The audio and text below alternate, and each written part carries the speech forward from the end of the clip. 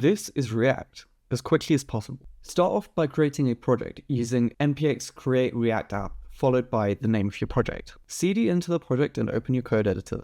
As we can see, we've got a source directory with an app.js. Everything in React is written in JavaScript or TypeScript. Let's start off by having a clean slate and remove everything. I'll also start my dev server by using npm run start.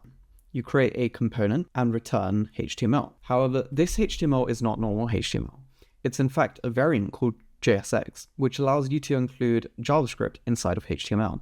Let's start off by creating a new component. We've created this component, but we haven't used it yet. Once you create a component, you can use it the same way you would a HTML tag. If we look at our dev server, we can see that we've finally got Hi World. Let's make this code a bit cleaner by extracting this component into its own file. Now to use this Hi World component inside of the other file, import it.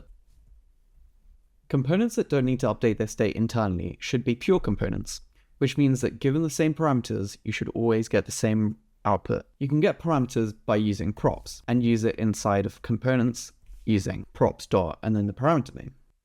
Now to define a component that has its own state, we use a useState hook. Now the useState hook ensures that the component only renders whenever there's an update. To update the state, let's create a button. With this button, we create an onClick listener, and inside we use the setState function. Once we tell React that we need to update this component, it re-renders the component. That way we always see the most up-to-date state. We can prove that it works by tapping click me, and as you can see, the number increases.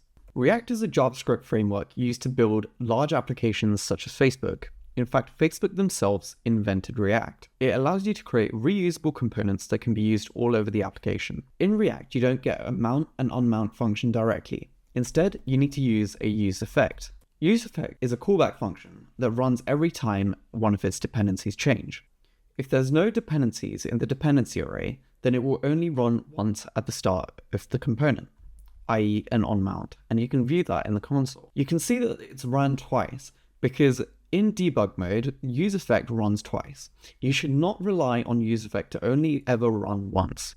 To get the onDismount function, you can actually pass a return function here. This function will be run before the next iteration runs. If there's dependence, if there's no dependence, it will run onDismount. As you can see here, it's mounted, unmounted, and mounted again. That was React as quick as possible. Let me know what you want me to do next.